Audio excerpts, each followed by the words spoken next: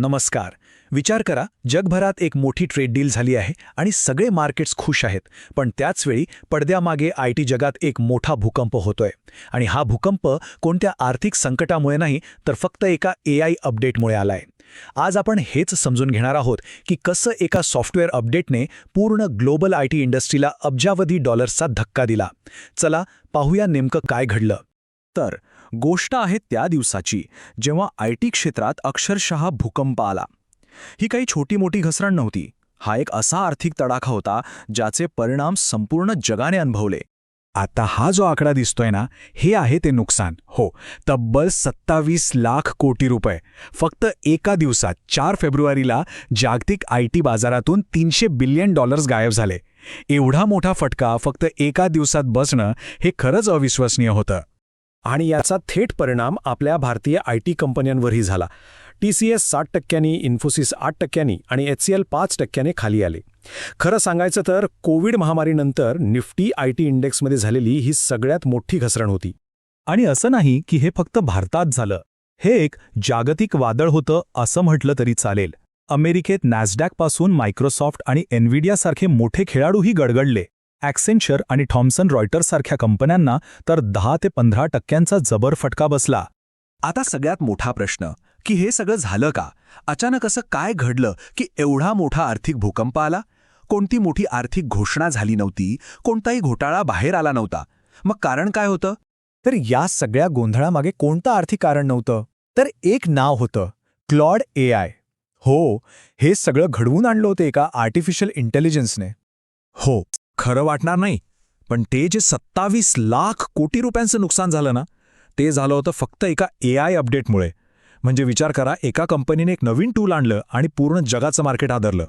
तर ही कंपनी आहे Anthropic. ही एक अमेरिकन AI कंपनी आहे आणि गंमत म्हणजे ही कंपनी ओपन AI मधून बाहेर पडलेल्या काही लोकांनीच 2021 मध्ये सुरू केली. त्यांनी क्लॉड नावाचं एक लँग्वेज मॉडेल बनवलं आणि त्याच्याच एका अपडेटने ही सगळी खळबळ उडवून दिली. चला आता बघूया की हे क्लाउड कोवर्क टूल नक्की आहे तरी काय, आणि त्यात असं काय आहे की मोठमोठ्या कंपन्यांना घाम फुटला. ही टूल काय काय करू शकतं? सॉफ्टवेअर प्रोग्रॅमिंगपासून कोड टेस्टिंगपर्यंत, डॉक्युमेंट बनवण्यापासून ते कायदेशीर गोष्टी तपासण्यापर्यंत. इतकंच नाही तर रिपोर्ट बनवणं, डेटाचं विश्लेषण करणं, सेल्स आणि मार्केटिंगची कामंही. सोप्या भाषेत सांगायचं तर आयटी कंपन्या जी कामं करण्यासाठी हजारो लोकांना कामावर ठेवतात, ती जवळपास सगळी कामं हे एकटं टूल करू शकतं.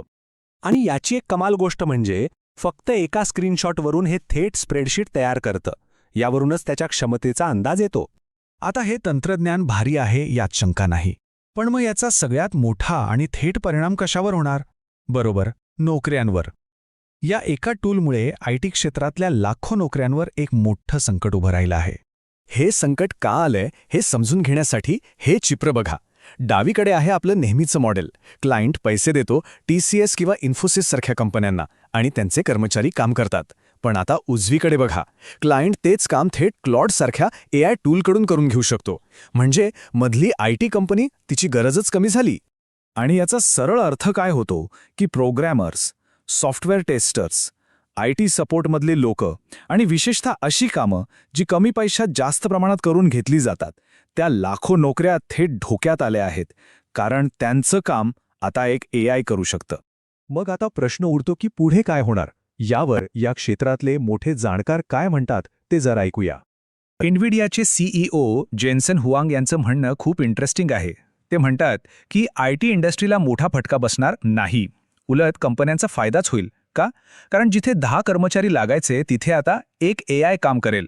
पण याचाच दुसरा अर्थ असा की त्या कर्मचाऱ्यांच्या नोकल्या जातील. आणि ज्या कंपनीने हे सगळं सुरू केलं त्या अँथ्रोपिकचे CEO डॅरिओ अमोदई तर याच्याही पुढे जाऊन एक मोठं विधान करतात. ते म्हणतात की पुढच्या 6 ते 12 महिन्यातच सॉफ्टवेअर इंजिनिअरचं काम संपून जाईल, कारण कोड लिहायचं काम AI स्वतःच करेल. म्हणजे बदलाचा वेग किती प्रचंड आहे याचा विचार करा. मॉर्गन स्टॅनलीचे टोनी कॅप्लॅन यांचं म्हणणं आहे की यामुळे स्पर्धा प्रचंड वाढणार आहे. म्हणजे टिकून राहणं आता कंपन्यांसाठी आणि कर्मचाऱ्यांसाठी दोघांसाठीही खूप अवघड होणार आहे. मग यावर काही उपाय आहे का? तर तज्ज्ञांच्या मते आता कंपन्यांना फक्त सर्व्हिस देऊन चालणार नाहीये. त्यांना रिसर्च आणि डेव्हलपमेंटवर म्हणजेच R&Dवर लक्ष द्यावं लागेल. कामाच्या आणि बिझनेसच्या नवीन पद्धती शोधाव्या लागतील. आणि सगळ्यात महत्त्वाचं, सरकार आणि IT कंपन्या या दोघांनी मिळून या मोठ्या बदलाला सामोरं जाण्यासाठी एक प्लॅन बनवला पाहिजे. आणि शेवटी एक प्रश्न उरतोच की ज्या जगात AI इतक्या झपाट्याने सगळं काही बदलतंय, तिथे आपल्या कामाचं आणि आपल्या नोकरीचं भविष्य काय असणार आहे? यावर विचार करण्याची वेळ आता आली आहे.